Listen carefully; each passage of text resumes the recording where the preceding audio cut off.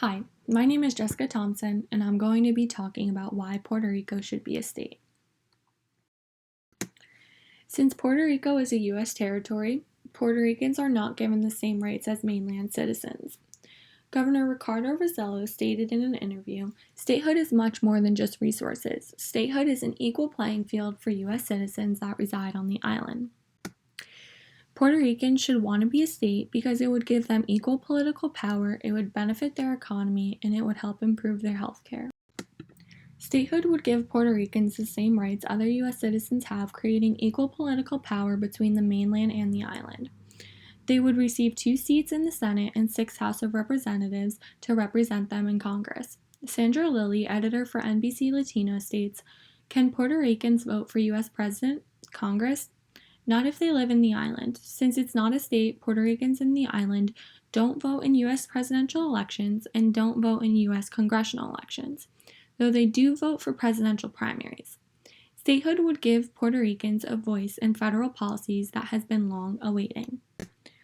Once again, statehood would grant the territory congressional representation and stronger influence in presidential elections.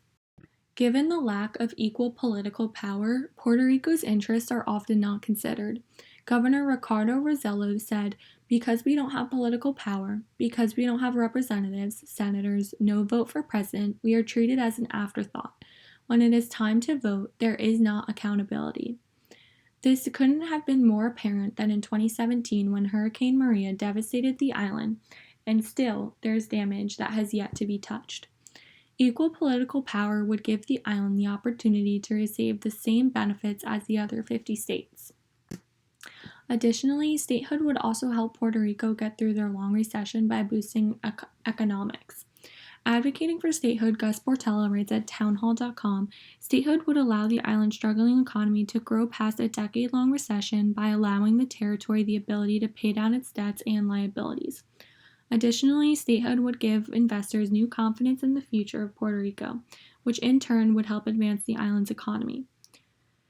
Becoming a state would make the island more appealing to investors, which means they could rebuild infrastructure and build more tourist destinations, creating a boom in tourism and the economy. Encouraging investors to invest on the island would improve infrastructure and economic growth. Joe Biden, 2020 presidential candidate, plans to encourage mainland companies to invest in Puerto Rico, making sure that the island is entirely included in his $1.3 trillion infrastructure plan. Biden believes new investments in infrastructure will create an abundance of jobs. He will expand programs that sustain island entrepreneurs and small businesses. With a plan like Biden's and statehood, Puerto Rico would begin to flourish economically. Puerto Rico's statehood would boost their economy as seen from when Hawaii became the 51st state. The editorial board of the business and finance website Investors Business Daily notes that when other territories became states, they benefited. For example, Hawaii's economy grew about 4% per year from 49 to 59 when it became a state. Over the next 15 years, its annual growth rate was roughly 7%, fueled by a surge in tourism. Given Hawaii as an example, it can be assured Puerto Rico's economy would grow, which is huge given the amount of people living in poverty. Poverty rates in Puerto Rico have been and continue to be an issue, which is why Puerto Ricans need statehood more than ever. According to Linda Beckel, an attorney in San Juan, Puerto Rico, 45.4% of people live in poverty and 57% of children do. Statehood would provide Puerto Rico with more jobs. It would also take away any political risks, making the island appealing to investors. The more investors that invest in the island, the bigger boost in economy and jobs.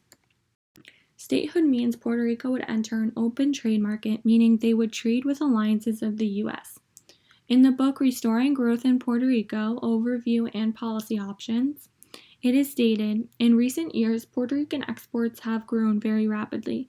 Between 1999 and 2003, Puerto Rican exports to countries outside the United States grew by 44%, when total U.S. exports increased by just 4%. Statehood would give the island a growth in trade, which would create more jobs in manufacturers and factories. This would help the many people living in poverty on the island get back on their feet." Furthermore, statehood would provide the island with more government funding for healthcare costs. Anna Maria Berry Jester explains how Puerto Rico's healthcare system would benefit from statehood, stating, "The problem for Puerto Rico is not only that it's in debt, but also that it is responsible for paying a much larger share of Medicaid costs than it would if it were a state. Across the U.S., in both the territories and the states, the federal government reimburses a share of the cost of the program. Federal government funding for healthcare in territories is set at 55%. Becoming a state would cover roughly 82% of costs by the federal government. Even though statehood would provide all these benefits, there is a hefty price tag. The island does not pay federal income taxes because it is a territory. Statehood would change this, forcing Puerto Ricans to pay these taxes, which would be hard for many. Heather Long, a senior economics reporter at CNN, states, "While becoming a state would give Puerto Rico additional rights, it would also mean people there would have to pay federal income taxes for the first time. That would be an additional burden on Puerto Ricans who are already struggling to pay enough in taxes to cover the island's debts." However, taxes are based on annual earnings of individuals. For example, the higher the income, the higher the tax rates, and the lower the income, the lower the tax rates. Federal taxes would be difficult for Puerto Ricans to pay, but they would fall on a lower tax rate because of their poverty. This means that they would be paying the lowest of the lowest tax rates. Puerto Ricans are also concerned about losing their rich culture. In Pedro A. Malavet's book, America's Colony, The Political and Cultural Conflict Between the United States and Puerto Rico, he explains, Puerto Rican culture is clearly different from the dominant culture in the United States. The assimilationist attempts to destroy and to replace the Puerto Rican culture with an essentialized version of American culture have failed. Cultural assimilation has been, and luckily will continue to be, impossible for the United States to achieve. Although Malavet makes a strong argument, the United States has guaranteed islands with culture that is different from the United States statehood like Hawaii. Similar to Puerto Rico, Hawaii also has a unique culture that was not lost after becoming a state. David Steebeen, a historian at Ohio University, states, "As novelist James Michener observed, Hawaii is by far the most advanced state culturally that has ever been admitted to the Union." Michener was referring to the high number of firmly established schools, churches, libraries, and museums there, something Puerto Rico can also boast about. Other parallels between the two include a location outside the continental U.S. and a diverse population in terms of race and ethnicity. Learning from the last time the United States added a star to the flag, culturally speaking, the island did not lose any of it. From looking at Hawaii, it can be guaranteed that Puerto Ricans won't lose their culture. Puerto Ricans are controlled by the U.S., but yet have no say in the man who runs it. Statehood is the holy grail for Puerto Rico, and more Puerto Ricans need to realize that. Carmen Yulín Cruz, mayor of San Juan, states, "I didn't do anything special. I screamed for help when we needed it. I didn't look the other way when people were dying. That shouldn't be special. That should be what people do."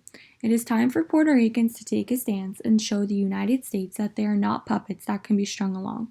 They deserve statehood.